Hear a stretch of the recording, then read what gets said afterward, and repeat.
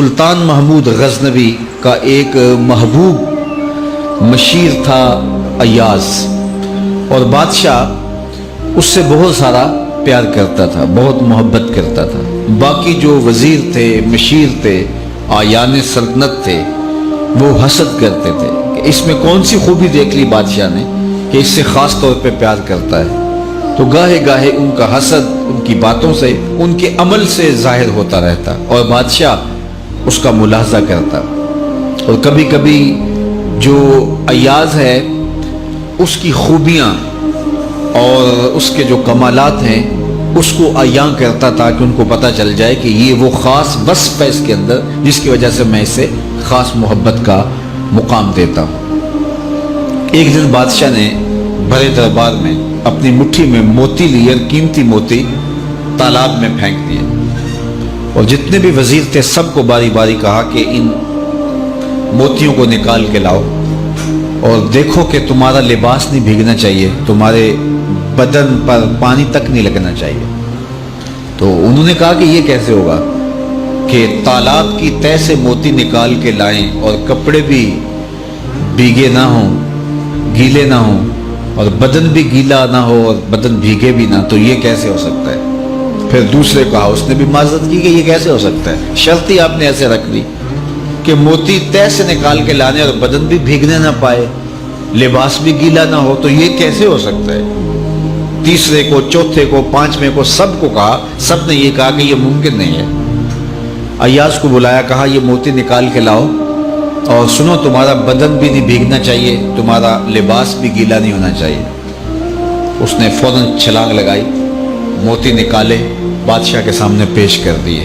بدن نچڑ رہا ہے اور لباس سے پانی کے قطرے ٹپک رہے ہیں۔ بادشاہ نے بڑے غصے سے کہا، ایاز میں نے کہا تھا موتی نکالو، اور بدن بھی گیلا نہیں ہونا چاہیے، کپڑے بھی نہیں بھیگنے چاہیے، اور تمہارا لباس بھی بھیگ گیا، تمہارا بدن بھی جو ہے وہ پانی سے تر بتر ہو گیا۔ تو ایاز نے کہا، بادشاہ سلامت، آپ نے دو حکم دیے تھے، ایک کہ موتی نکال کے لانا ہے، دوسرا حکم یہ تھا کہ کپڑے نہیں بھیگنے چاہیے۔ میں موتی لا کے پیش کر دی ہیں، باقی جو کپڑے اور بدن بھیگ گیا ہے اس کی میں معافی چاہتا ہوں۔ کہا یہ خوبی ہے اس کے اندر۔ تو انسان کو نیکی کرنے کا حکم دیا گیا، اور نفس رکھا گیا، اندر خواہشات رکھی گئیں، آرزویں رکھی گئیں۔ تو نفس لوامہ وہ ہے کہ جو نیکی کے موتی تو نکال لیتا ہے، اور اگر اس دوران اس سے کوئی بدی ہو جاتی ہے تو ہاتھ جوڑ کے کھڑا ہو جاتا ہے، مالک جو گناہ ہو گیا اس کی میں معافی چاہتا ہوں۔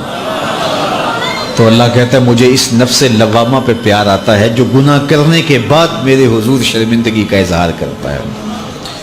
وہ کہتے ہیں کوئی بندہ صبح فجر کے وقت اٹھنے لگا نا، تو کبھی بھی اس کی نماز قضا نہیں ہوئی تھی، شیطان نے آ کے اس کے اوپر تھپکیاں دینے شروع کر دیں اور اس کو سلا دیا، حتیٰ کہ نماز کا وقت گزر گیا۔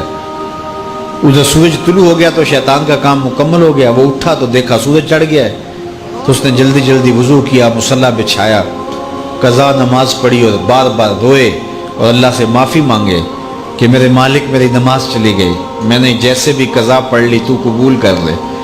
تو اس قدر اس نے الہاؤ زاری کی، اس قدر درد سے رویا اس نماز کے قضا ہونے پر کہ اللہ کو اس بندے پہ اتنا رحم آیا، کہا کہ اس کے نامہ اعمال کے اندر کئی نمازیں لکھ دو۔ اس کا یہ درد، نماز کے چھوٹنے پہ اس کی یہ کیفیت۔ تو اگلا دن ہوا تو ابھی اذان ہی ہوئی تھی کہ شیطان آ گیا اور اس کو کہنے لگا جلدی جلدی اٹھ اور نماز پڑھ لے۔ تو بات یہ ہے کہ جو گناہ کرنے کے بعد ملامت پیدا ہوتی ہے وہ ملامت اللہ کو پسند ہے۔ نیکی کرنے کے بعد اگر عجب پیدا ہو جائے، تکبر پیدا ہو جائے، ریا پیدا ہو جائے، تو اس نیکی سے وہ گناہ اچھا ہوا کہ جس کے بعد ملامت پیدا ہو جائے، جس کے بعد شرمندگی پیدا ہو جائے، اور انسان توبہ کی طرف چلا جائے اور اللہ کے حضور حاضر ہو جائے۔